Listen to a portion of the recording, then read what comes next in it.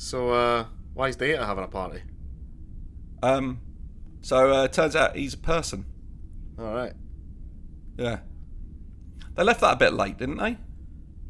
Like, I feel like they should have sorted that out when he joined. Yeah, it's like when you start a new job and you have to give in your credentials. Yeah. Surely above, are you legally allowed to work in this country, isn't as important a question as are you a person. I once had a job where a guy kept hiring toasters. But the thing was, he himself had a bit of a toaster fetish. It was, to be honest, it was the worst run bar in Scotland. The cheese toasties were incredible. There was so many of them, all the time. But you couldn't get a pint for love nor money. My big thing with it is this, though. I'm just going to say this, right? Imagine if he'd been captured, right? And, like, we would have sent an away team over, right? Right? And it probably would have been, like, you know, two of the big wigs and, like, someone we know who isn't coming back, right? 2 or 3 guys die. They bring him back. And then Mackenzie. Yeah, and then next week we find out he's not a person, right? I would feel fucking gutted for him. Imagine having to write that letter home. Sorry your son died, but don't worry, he brought back a really important piece of equipment. To be fair, like I say, my old boss did have to write a lot of letters home to the parents of the barmaids that he kept electrocuting in the bath. Shocking.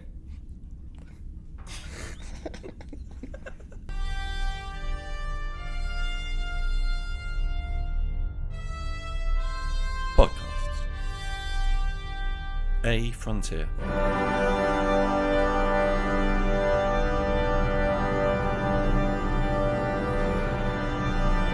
These are the voyages of the podcast Captain Slug. Its ongoing mission to explore strange new episodes, to seek out new jokes and new references, to split infinitives that no one has split before.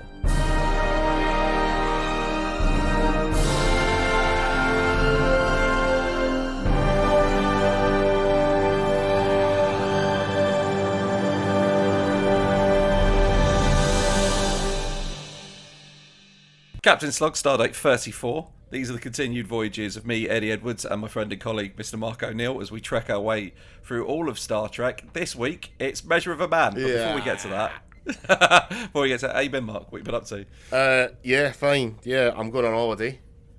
Hey, where you going? I'm going to Ireland tomorrow. The day after tomorrow. It won't matter. By the time this episode comes out, we will have already been. Yeah, same here. I'm going to Glastonbury the weekend that you have just had. Yeah, I could say anything. It won't matter. That's how temporal.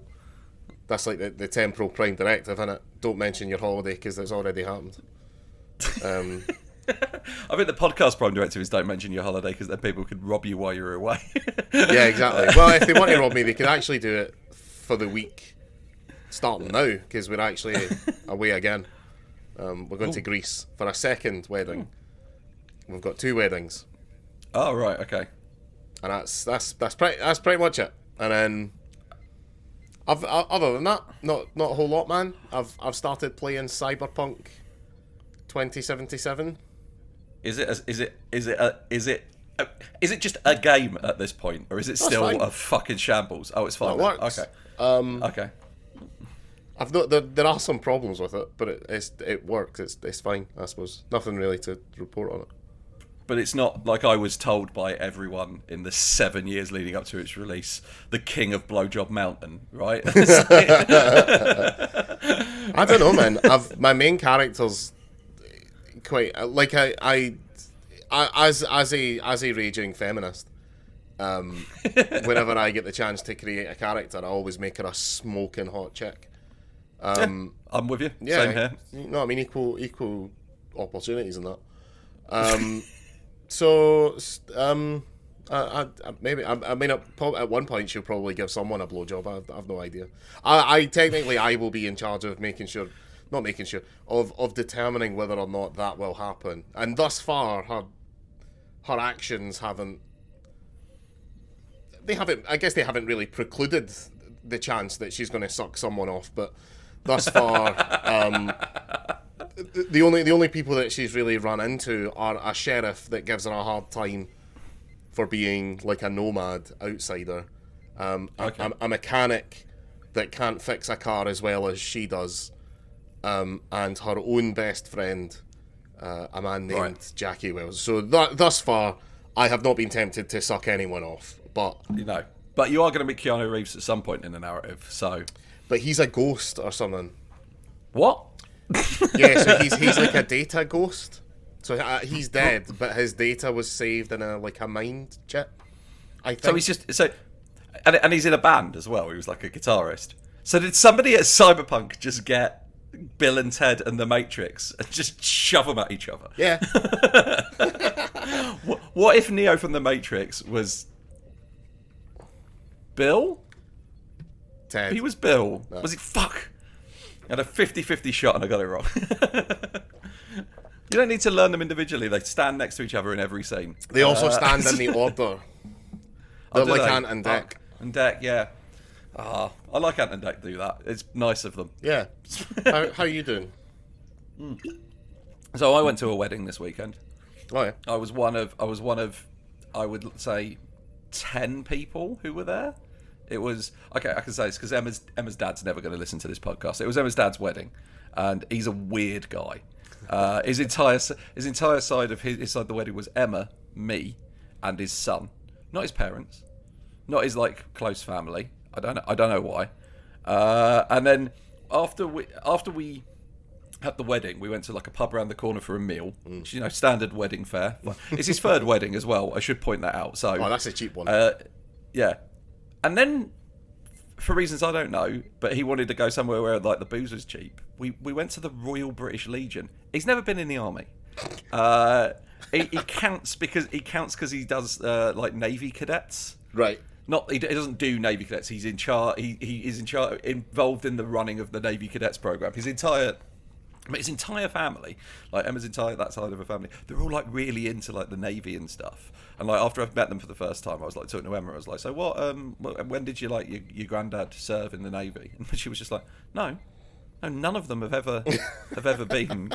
It's weird, but we end up in the Royal British Legion. So they just like the Navy the same way that you and I like Starfleet.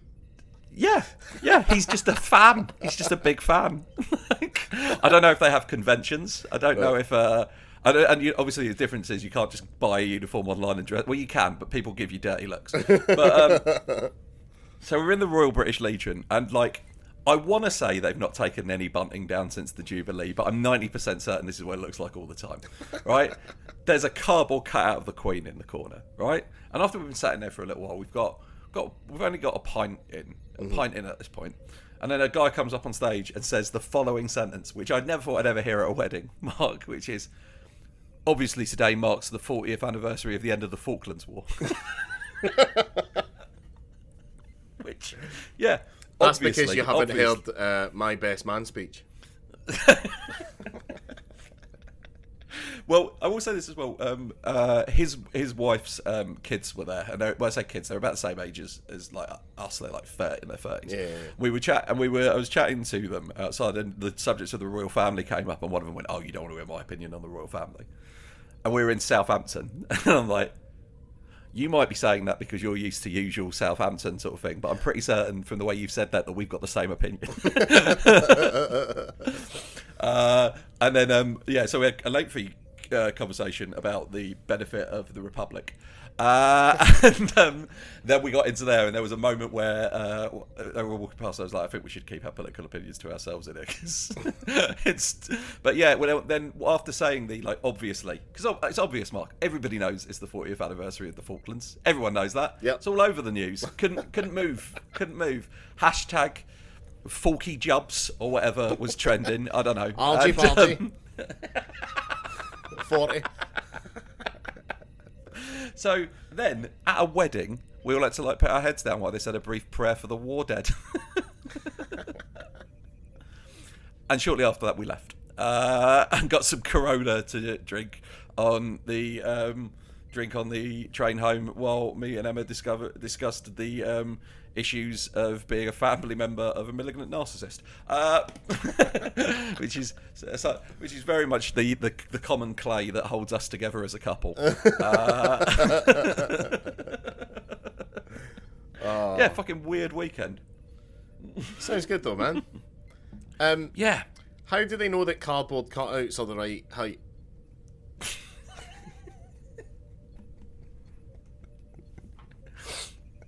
I think they, at this point, the Queen's so old and frail that they just lay her down and photocopy her. Like, they put a plank behind her back first, like, put a bit of rope around her, just, like, flop her, put her in a machine, close the lid, off it goes, and they go, quick, shove that on a banknote.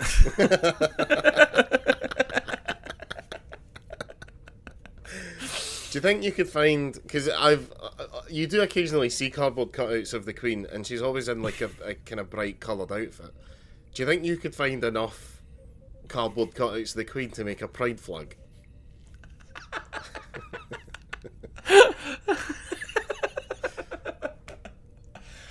Okay, it depends.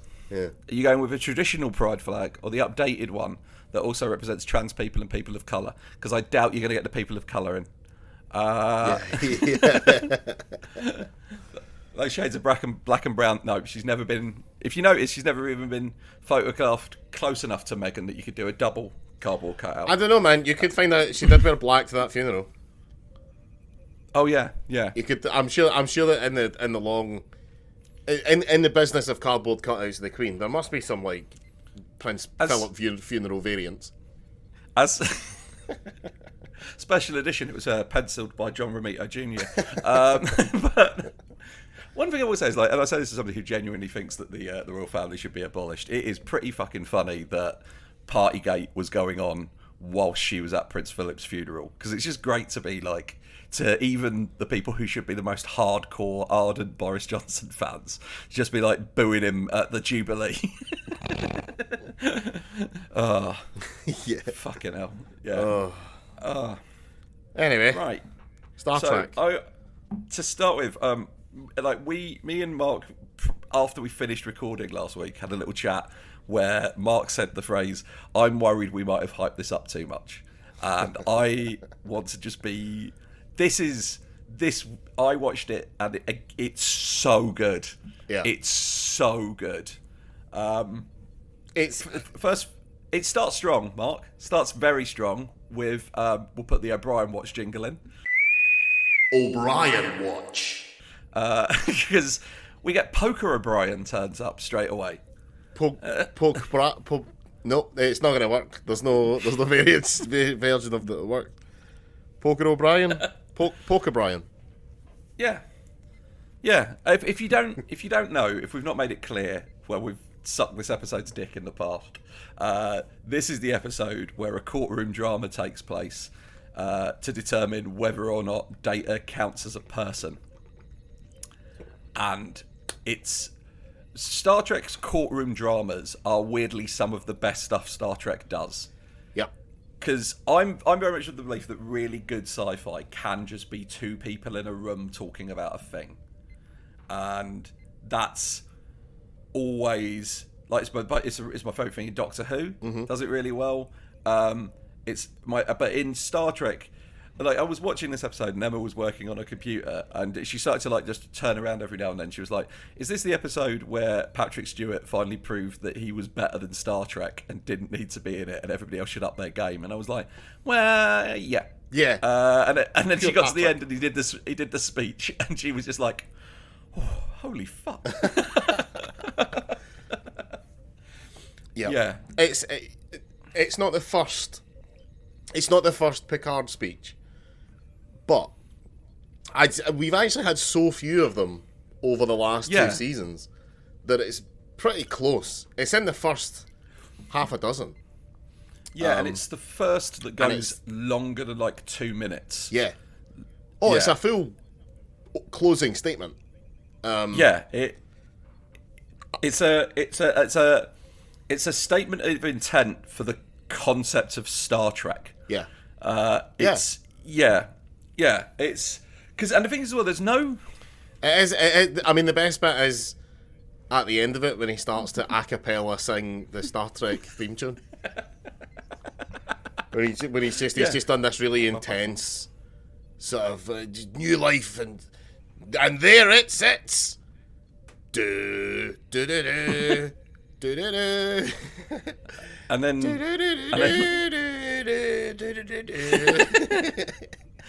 and then he goes to sit down, and the judge says, "Is that all?" And he just looks over and goes, "Suck that, Shatner." Yeah. And then he goes, "Space, the final frontier." That was his other. That was his other closing. Do you have any closing statements? Yes. Allow me to do the speech from the intro, please.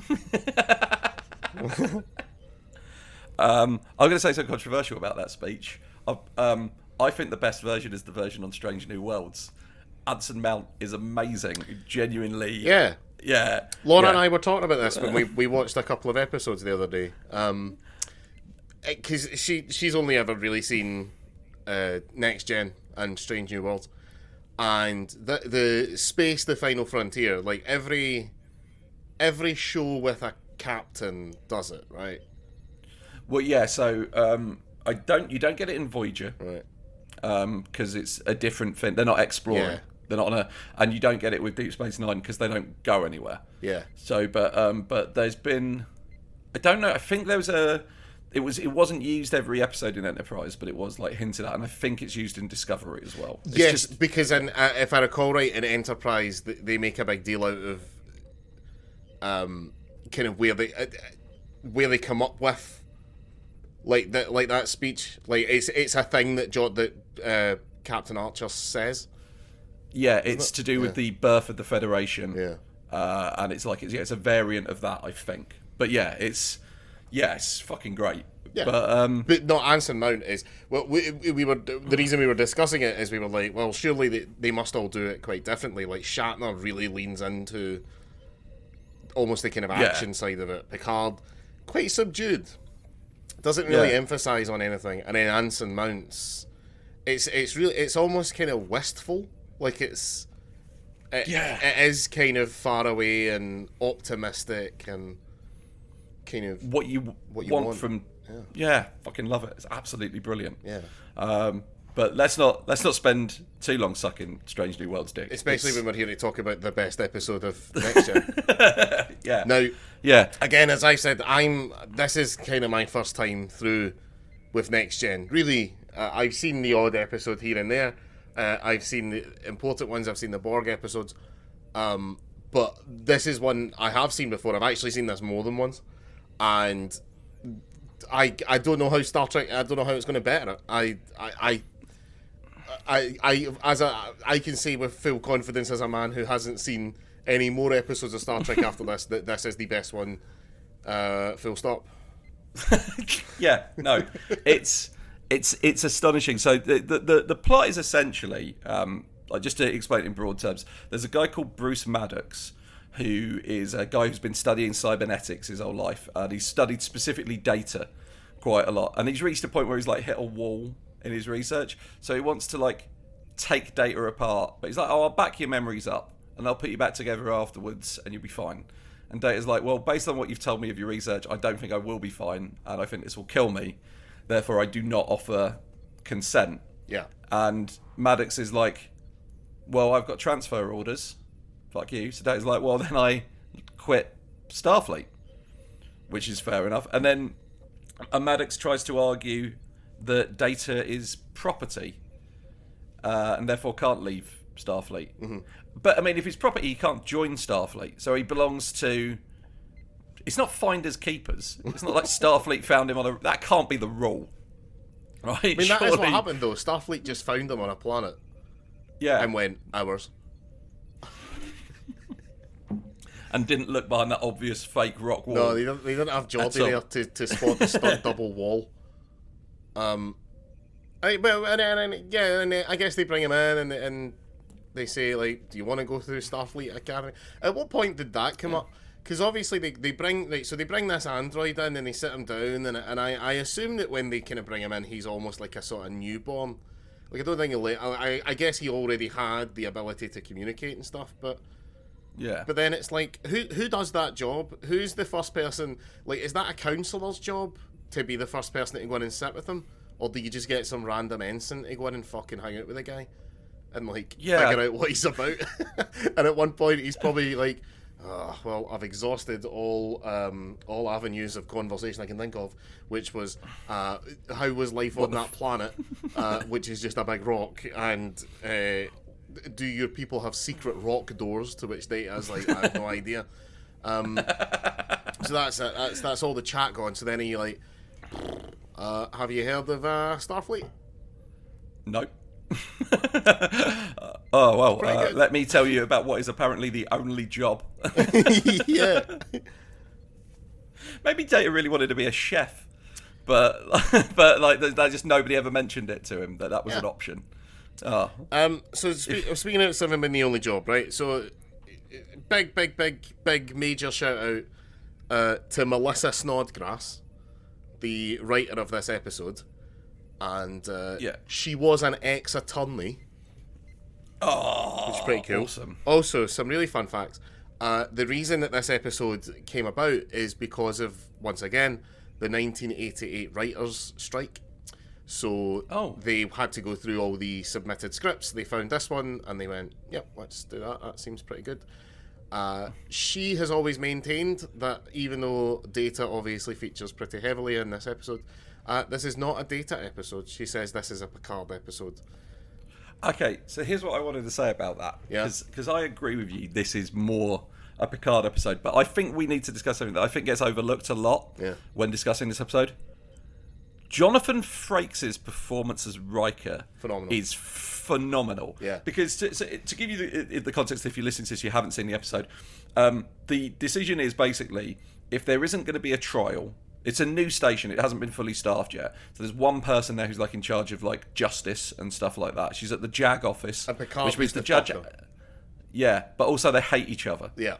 The Picard mutually like exclusive. Yeah, Picard literally like flirts with her by saying he wants to hit her with a chair. So she is French. She's got a French name, so I get it. Yeah. But so she's like, okay, well, we have to have a trial, and if we don't have a trial, I have to summarily rule against Data. And I think she's saying that mainly because the idea of watching Picard argue this turns her on. So she goes, okay, so the two highest ranking officers I have access to are Picard, you will be representing Data, and Riker, you will be representing the counterpoint. And Riker's like, well, no, I don't agree with the concept that Data isn't a person. He's my... And I want to point this out. He specifically says he's his comrade. He's also got a big beard and he wears red. Just throwing this out there.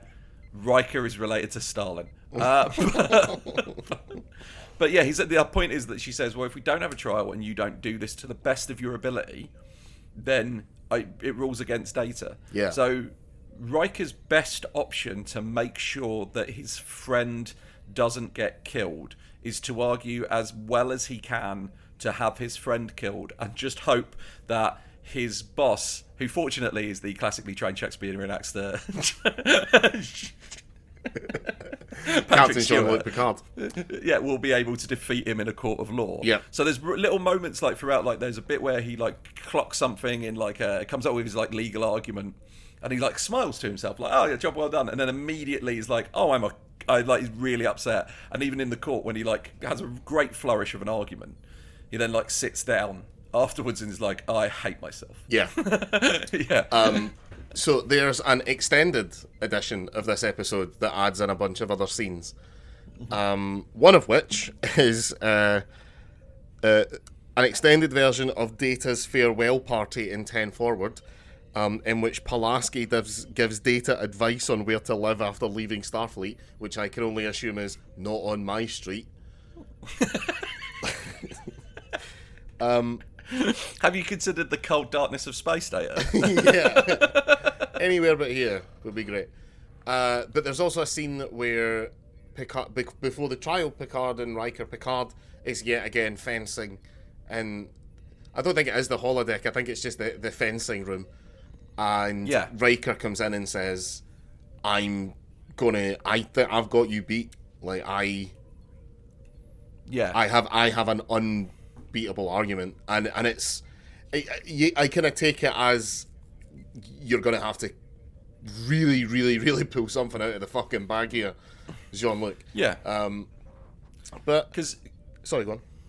Yeah, because what Riker does is he very successfully demonstrates Data as a machine. Like they take his arm off, and then he like that run through his like specs, Yeah. and then like turns him off, and, like all stuff that you can't do to a person. Well, except here's the thing, you can. Except to a person who has a prosthetic arm and is in the like around the fucking around chloroform. Yeah, if you've got a hypo spray in Star Trek, you can knock any fucker out. Yeah. So I don't. But Also, no, we can cure death now. So therefore, someone who has died, that's not even the end of that person. Yeah, I love that. I love the Geordie line in this, though. That was the word I was looking for there. Sorry, go on. I like so there's a line Data has about Geordie where he points out Geordie's eyes are better than the average person's eyes, and he's like, so why doesn't Starfleet blind everybody who joins? and Picard's like, you raise a very good point, Data. Yeah. But the idea, he's trying to prove that he's conscious, and it's the idea what Picard's argumentative tact that he's told to do by Guinan is he comes up with the idea that if they're Picard's fucking tact that he's told to that he's taught to bring up by Guinan is essentially play the race card. She's like, how do you think I got? She's like, how do you think I got this job? Yeah, yeah, exactly. It's like you could employ I was in the running against some other equally qualified people, and I was like, well, if you want to have an all-white ship, I'm certainly not make Pulaski happy, but there is a really beautiful Guinan moment between Patrick Stewart and Whoopi Goldberg, where they talk about, you know, in times past and in other planets and in other civilizations, etc., there are people who have been considered property, and what happens to them, and, you know, how are they able to grow and become real people. And then Picard says, so it's a bit like slavery, and Guinan's like, I don't know if I'd quite go that far. Actually, it seems a bit harsh. It's like, this. Sorry, like, it seems like these little roles should be reversed. Maybe the woman quite famous for the colour purple should be the one who's like, this is a bit like slavery. I've got a sneaking suspicion that the reason that line exists was that the people who created Star Trek were like, let's for once, after everything we've done so far in this fucking show, step with caution and not go to people watching this who might be black. Hey, see what's happening with Data? Yeah, it's just as bad as slavery, isn't it? Because they'll probably go, no, it's not. Yeah. Because it could get to that point potentially. Yes, but it's not there. Yeah, that's the argument that's made, and it's a brilliant argument. Is if we let them take Data apart and they successfully create more Datas, will Data become standard issue on every ship? Will we roll them out and let them all do the exploring? And then the argument is, are you 100% certain he doesn't have consciousness? Because if you're not 100% certain, you are taking a massive risk that we are about to do one of history's greatest atrocities. Yeah. We're about to do a Holocaust 3.0, because I assume there was a 2.0 at some point. Yeah, the genetic... We've been through eugenics war and the atomic horror. There was definitely a second Holocaust. Yeah. But that's why you never see a captain called Bernstein.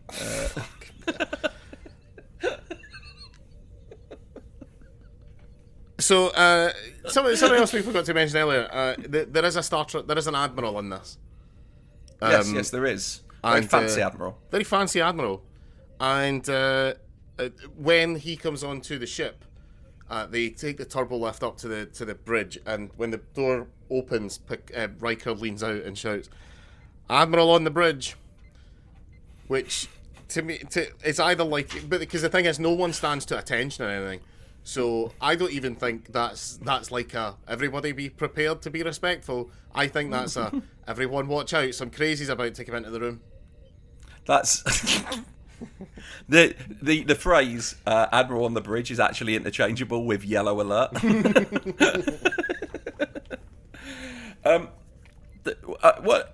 One thing that I find very odd in this episode, though, is that it's got a little bit of a slight failing that Star Trek sometimes has, where they use the word human Like, he's like, oh, Data's not human. It's like, well, loads of people in fucking Starfleet aren't human, mate. Yeah. So it's like, I'm certain there's other species whose arms come off. Like the Gorn. They're lizard people. They can probably have an arm off. I don't know.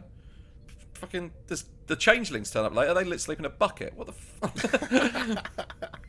But I do like the fact that, like... Yeah, they really Maddox... they should use the word person. Yeah. But, like, what I do like about this is Maddox is the bad guy.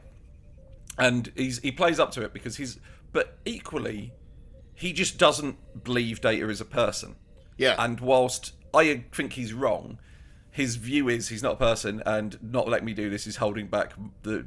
like discoveries and science and things I could discover. And even at the end of it, like Data's like, if you get along further to where your research doesn't sound terrifying and deadly, I'm more than happy to assist you.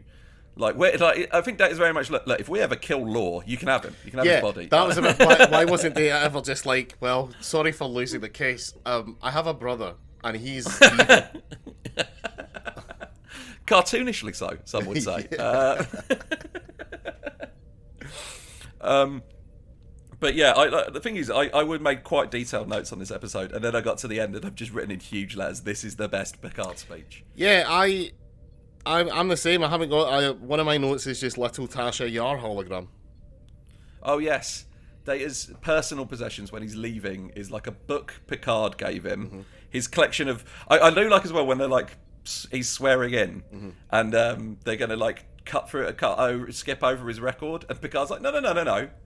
Read out his full record, and it's like Medal of Valor, Medal of Honor. It's like, yeah. And he's got his medals, like, and he's taking them with him, which there's no reason, there's no logical or like anything other than it's the only reason he's taking them with him is that he wants to, which is like a very not human person thing to do. Yeah, exactly. It's a very conscious thing to do. Also, I really like the instigation that when they're signing Data and it comes to Commander Data, Lieutenant Commander Data, Medal of Valor for this, blah blah blah for this, and Riker goes, we could just add this in later. That's not how court works. You can't just stenographer, just put in 3 dots. We'll figure it out in a bit. We can. I don't. I like the fact that they can like you can jump over Maddox later on. They kind of jump over his stuff, and that's fine. I get that. But when you are debating whether or not somebody counts as a person, I think that you can't skip over the number of times they've saved the lives of everybody else on the crew. Yeah, and it is an interesting. I never really thought about it that way. What you said about Maddox, which is that he just doesn't consider Data a person. I would argue that he does by the end. And it's not. It's not just court mandated. Like you know what the trans people are doing these days. Like if you refuse to call them by the correct pronoun, they take you to court, and then if you don't do that, they send you to the moon. Have you read that? Yes, that's definitely what happens, and it's never that other things that weren't widely reported happened that because that person their job. It's like hey, I got fired for not using their pronouns. Well, what did you do? Well, I wrote your pronouns don't count in massive letters on their car. Well, that's why you got fired, isn't it? In lamb's blood. Lamb was the name of the trans person. I've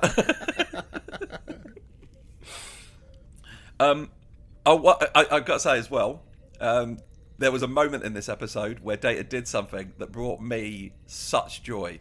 So to demonstrate that Data isn't a machine and not a man, there's many tasks that he is asked to do. He goes through his things, but one of the things is that Riker gives him a beam of plasteel to hold, and Data bends it in half.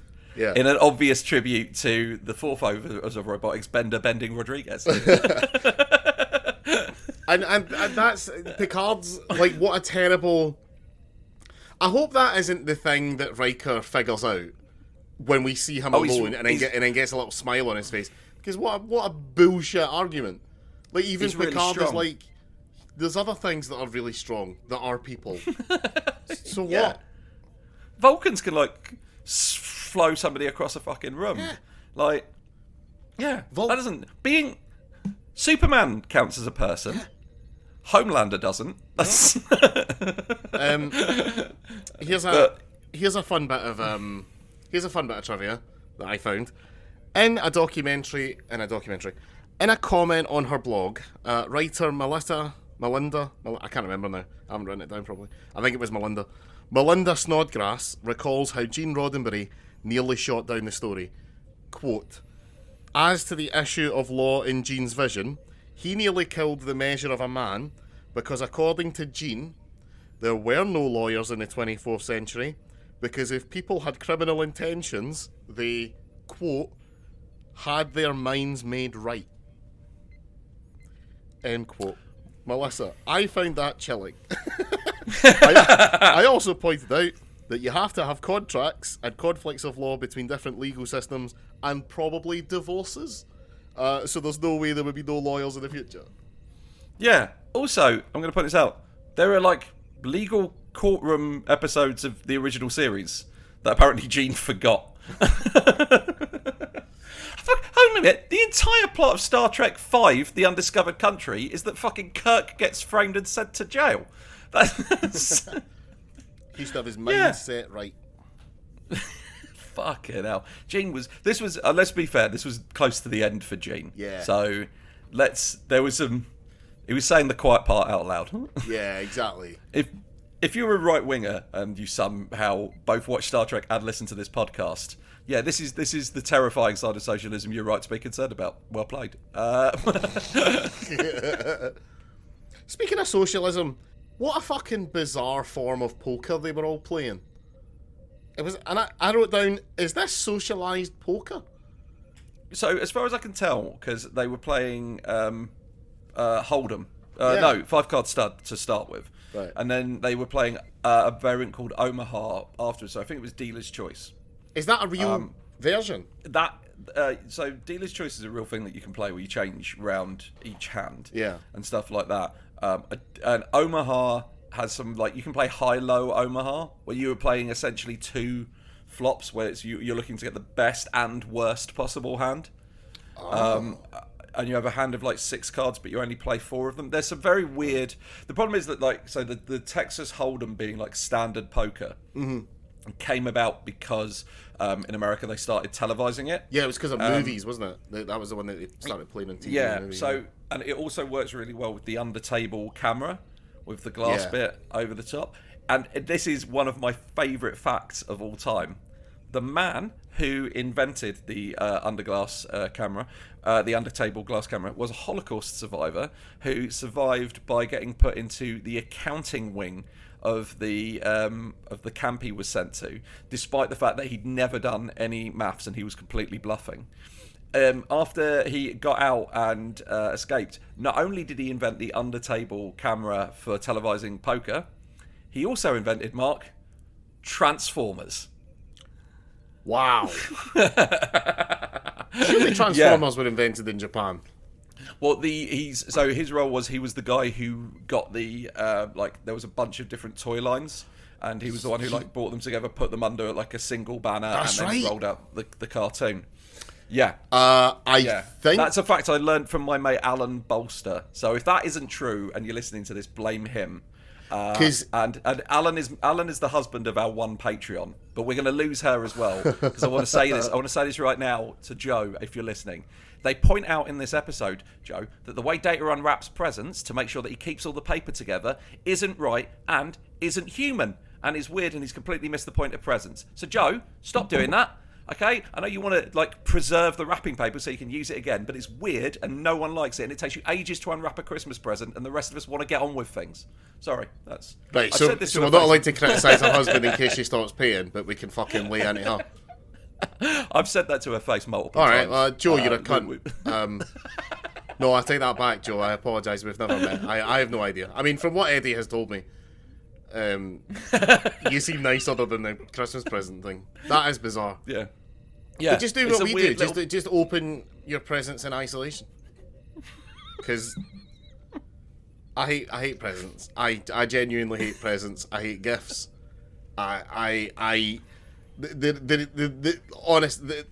There's no way to make me feel more suspicious of something going on than to give me something just out of nowhere. And it makes me super uncomfortable and I hate it.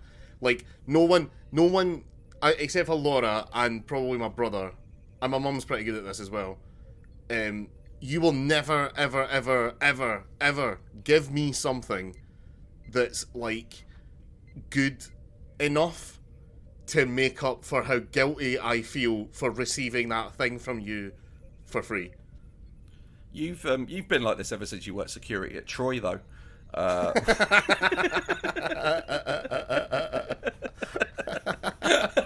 Yeah. Oh. So I get it. Like, if anything, Joe, I understand why you're taking the paper off really slowly. It's so well. No, I get. No, actually, do you know what? I think she's in the right, because here's the thing: when you take the paper off of a gift, you can get to. You've probably figured out what it is fairly quickly, right? And what you're doing there is you're giving yourself time to stall, to help get yourself into the mindset of being impressed by whatever piece of shit this person has given you. Whereas if you rip it off, it's like, you know, you get that's the full surprise. Like, you're there, you're in, you've got to deal with that. So I think Joe's in the right. I like the idea that you unwrap and get all your genuine emotion out in a separate room, and then can come back and be like, "Oh yeah, that was grand. Cheers." I hate opening presents. When I'm in charge, like, Christmas is getting banned for a number of reasons, but that's number one. Right, Cromwell. You don't win people over by banning Christmas. That's why we're stuck with a monarchy. Yeah. So I was going to say, one thing I like in this as well is Data's argument for preserving his life isn't like, because I would argue, like, if somebody said to me they wanted to, like, rip me apart and see how I worked, I would point out that the correct argument, and the only argument that's required, is go fuck yourself. I don't know, man. I feel like if someone sufficiently smarter than I was, but Maddox is a commander, which I think was just an excuse so that he doesn't have to address Data by his title. But yeah. If someone come up to me and they were like, you are the smartest man in the world, I'd be like, thanks for noticing. But they'd be like, but we can make more of you, but you need to let me take you apart. Now, here's the thing. We'll be able to back you up, and I'll just put you all back together again, and it'll be fine. And do you know what? If anything, I'll fix that astigmatism in your eye. Like, I will make you better. I wouldn't say no right away. I'd think about it. I mean, it wouldn't be a long time, but I'd be like, oh, I don't know, man. Yeah. I'd be like, show me some papers. I mean, so, like, in fairness to Data as well, there's a genuinely... So, like I say, so he argues, like, I believe I was created by Dr. Sung. I'm his legacy. I am unique in the universe, and destroying me would be destroying something wonderful. Data, yeah, he really blows his own horn in this. Yeah, which I kind of get, and I agree with. But equally, I'm thinking about it, it's like, nobody's more up for there being more androids than Data. Yeah, He currently has met exactly one of his own kind, and he was a cunt. Like, it'd be nice to just hang out with another. Oh, we've got another android. Is he a murderer? No. Oh, okay. Well, he's infinitely better than the only other android I've ever met. Yeah, but does he like Sherlock Holmes? No. He thinks Arthur Conan Doyle was a prick. Oh well, that's 0 for 2 then, isn't it? He loves Harry Potter though. Oh, he'd get on really well with Pulaski. Yeah, it's because Data, like, the arguments are that in order to prove that something has sentience, right? So in order to prove that something has sentience, it has to be intelligent, it has to be conscious, and it has to be self-aware. Data proves that he is intelligent by just proving that he's intelligent. That's fine. Yeah. That's written off. Self-awareness is pretty interesting because Picard just says, "What are we doing?" And Data says, "We're at a trial to figure out whether or not I am sentient." Right? So that's that big checkbox typed. But consciousness, the thing is, right? Data, and sometimes I think that the writers forget what emotions are.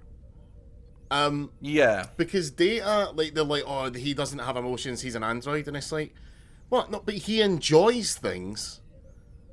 Like, he doesn't understand... Like, when him and Geordie do Sherlock Holmes, he doesn't understand why Geordie doesn't, like, get on board with the way that he's doing it. But he enjoys that. Like, he likes knowing the answers to all the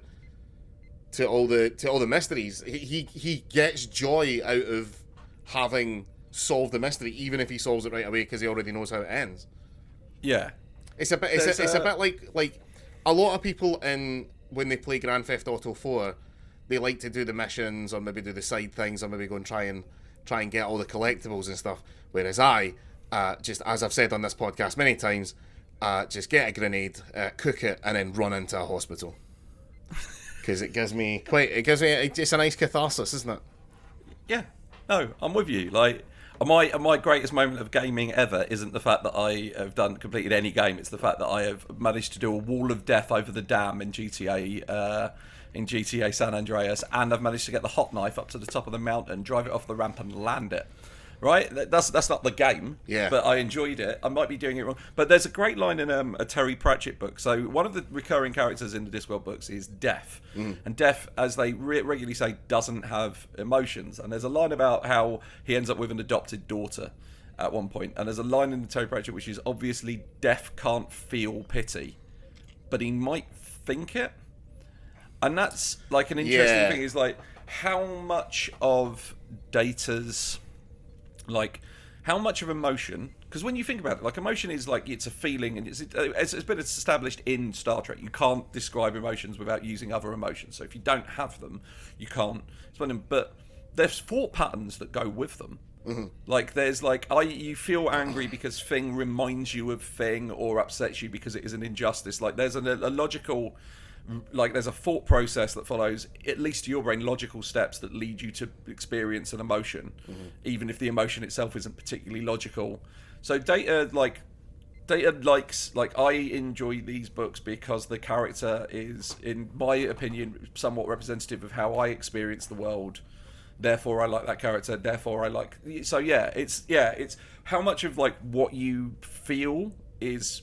feeling, and how much of it, which is just like glands flooding your brain with like chemicals, and how much is what your brain is actually fucking thinking.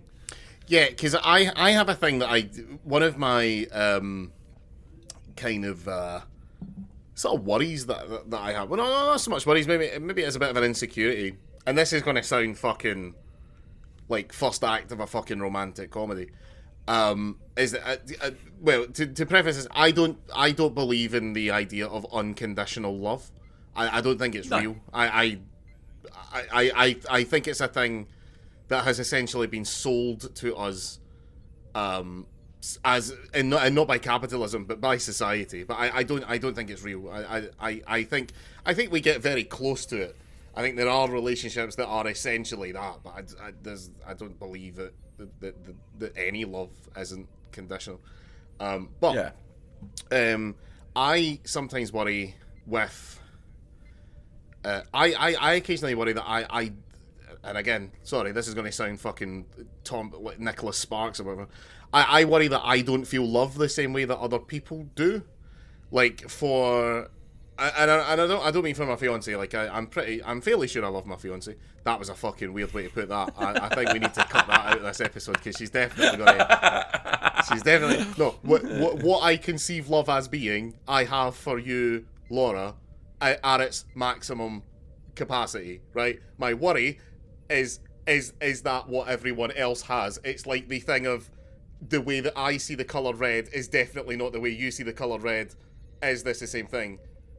Because there are people that my well, for example, like there are people that my brother would be like, oh, we're both maybe related to, where my brother would be like, well, I love that person, obviously I love that person. I'm like, my brain just considers that a person that I know.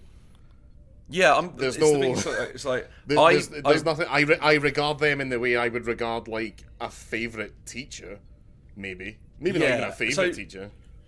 Yeah, it's like, how can I put it? Because I can get where you're coming from. Because like I'm no contact with my mother. Yeah, which is like, and so there's a part of me that always goes, well, is there something wrong with me because I know other people like, you see people posting about it, like Facebook, mother's love, blah blah blah blah, and it's just like, I can take it or leave it. Yeah. Right. So does that mean that so you say, but you're trying to communicate when you're talking about emotions, you're trying to communicate a thing. Then the only way you can communicate it with is words, which are an imperfect form of communication anyway. Yeah. And you can't.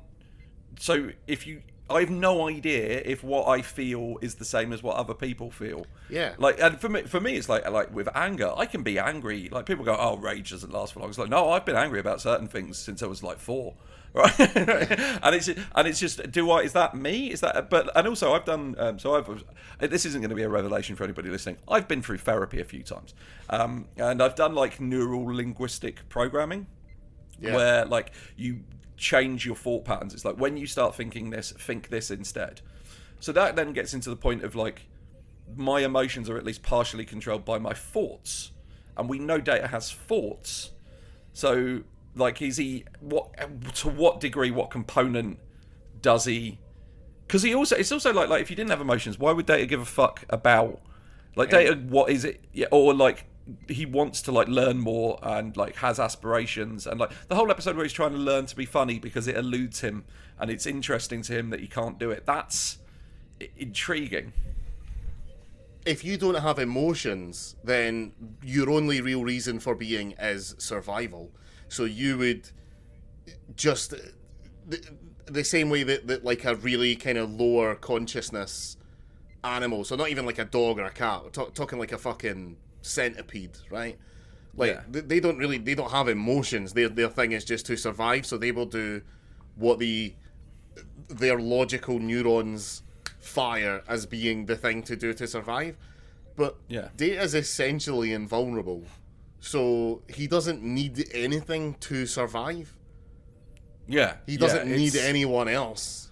He could just could, and do you know what? I mean, maybe he craves stimuli, but even there's no proof of that really. Like that it's a base instinct. He could just fucking float around in space and he'd be fine. Yeah, like, and if he does, and unlike the rest of us, like he can turn himself off. Yeah. So he's like, there's nothing going on. I'll turn myself off for 6 years. I'll turn myself back on. Now, all that bullshit we just said wasn't as concise as what Picard said, and we definitely would not have won this case. No, but this is, but this is to me. So I have a genuine belief that science fiction is, whilst it's looked down upon by some people, I genuinely believe it's one of the most important forms of storytelling. It's the most human. Because, that's what it allows you to do is if you want to explore what it means to be human, you can do that in lots of different ways. But in science fiction, what you get to do is introduce a control group. Yeah. Where it's like, well, we do, like, for example, so great example, we have emotions. Original Star Trek, Spock's there. Spock comes from a society where they don't believe emotions are a good thing and everything is logical and everything's how it goes. How is that different? What does that mean? Does that change?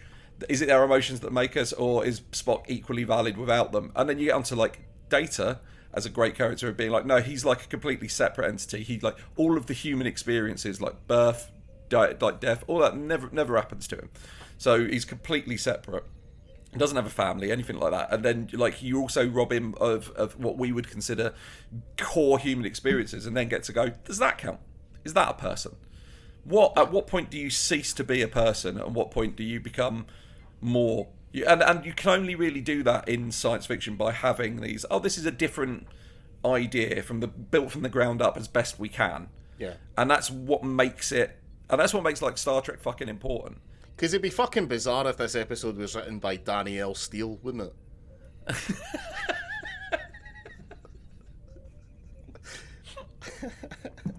Wouldn't it be? It'd be great. Would be like if Judy Blume's Star Trek: The Next Generation, a version of a man. What would be great would be if, like, by the end of it, like Picard just sat there and was looked over at Riker and was like, "Oh no, fair play." You've convinced me. Yeah, I guess not. It would have said, it would have thought that you found that subroutine that you could turn off that says pretend to be sentient. I mean, Geordie will be a bit devastated, but at the end of the day, can't see him cry, so who cares? The thing is like, I love in science fiction though when it's always like, oh, we'll make robotic people and then we'll treat them like slaves and send them out to work in the fields. Whereas in real life, I still say please and thank you to Alexa. Oh, well then when the robot uprising comes, mate, you're fucked. Laura's pretty scared of it. I'm fairly confident it's not happening. Because it is always that thing, like in any story really where an AI becomes sentient and then decides to fucking kill everyone, it always glosses over the fact that computers can't do anything we don't program them to. Do you know what I mean? What if we program them to learn? But it would only learn within a certain parameter. Mm-hmm. So so this is by the way one of my favourite like science stories I've ever read. So somebody designed a system for future medical robots, and the idea was like that you'd like have like medical robots that like lift the person out of bed who's like infirm and like put them in a wheelchair and stuff, and they wanted to like allow them the ability to learn better ways like over time to lift people and like do their tasks. And then they decided, well, if one of them's learning this, maybe we should create some sort of network that links them all together where they could communicate each other and pass on best practices. And then, Mark, for a joke, they thought it would be funny to call it Skynet. At that point, I was like, so when one learns to kill, they will all learn to kill.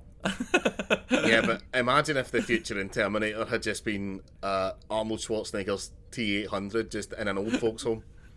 Just like helping an old man empty his catheter and shit. And then when he leaves, and the old man's like, "Don't leave." And he's like, "I'll be back."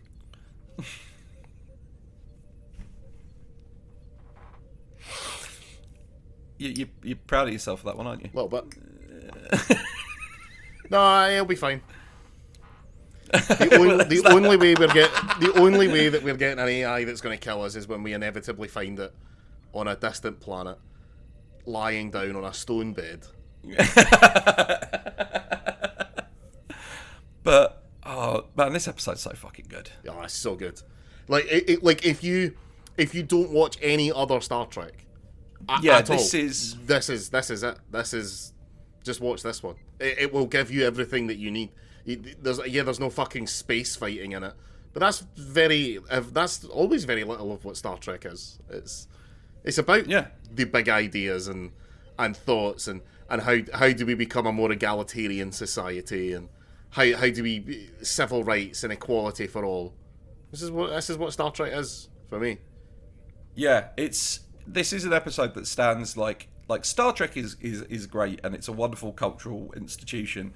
But this episode stands with like Arthur C. Clarke and like Isaac A. Asimov. It's just great pieces of science fiction writing, because that's fundamentally what Star Trek is. Star Trek is taking a lot of very great and interesting science fiction concepts and kind of packaging them for a mainstream audience. Mm-hmm. And I get that like Star Trek is still incredibly nerdy and off in its own little corner, but there's a lot of stuff in this that the average person wouldn't. I think it's fair to say a lot of people who are into science fiction, Star Trek was probably where they like it's the first taste of it to a degree. Yeah. Like as a kid, saw old episodes of the original series and were like, oh, stories in space. Yes, please. And then I read like the complete robot, like all of Arthur C. Clarke's robot stories. Yeah. It's so good. It's so good, this episode. Like we can't do justice to the Picard speech. No. But it starts like it's the final courtroom scene of this is like the last 15 minutes of the episode. And I love one thing I do is I love how it ends, which is that like Riker is like not at the celebration that they're having, that Data comes to be like, well, why aren't you there? And Riker's like, I argued to the best of my ability to have you killed, Data. And Data's like, and if you hadn't have done that, I would have been killed. So thank you. Fair play. And it's just, yeah. And, and then Riker gets to go, you're a wise man, my friend, and all that shit. But, oh, man. What's your favourite gotcha closing argument in courtroom movies? It's got to be Now Imagine She Was White from A Time to Kill. Now Imagine She Was White was good. I'm not underplaying the emotional resonance of Now Imagine She Was White, which is absolutely fucking astonishing. However, my all-time favourite has to go to Elle Woods' You couldn't have had a shower if you just permed your hair in Legally Blonde. Yeah. Or my cousin Vinny's Your food takes longer to cook than you said it took to cook, therefore my client is innocent. Yeah. Oh, fantastic. I think we did it. Yeah, I think we did it. I didn't look ahead at what next week's is. Nope. We'll have to work out when we're recording next week's with our holidays and everything. Yep. Great. It's the first truly great TNG episode. It's one of the all-time great Star Trek episodes. Even if you don't watch the show at all, and weirdly, I know one of my friends listens to this who's never watched Star Trek, and I'm going to say this particularly to you, Ivan. Just watch it on Netflix, Measure of a Man. You'll enjoy it. It's absolutely brilliant. Yeah, laugh a minute. Okay. All right. Well, like and subscribe. Bye. Yeah, leave a good review. All right. Yeah. Anyway. And do you know what? I'm like, right. See if you don't like it. Don't be a dick. Don't leave a shit review on iTunes or whatever. Just come and abuse us on Facebook. Yeah. Send us a personal message telling us what you think of us. But if you do like it, give us a nice glowing 5-star review, please. Either leave a 5 stars or fucking dox us. Do you know what I mean? Leaving a 1-star review is a fucking coward's move. Yeah, if you want to leave us a 1-star review, I will happily send you my address and we can fight. Okay. Well, bye. Bye.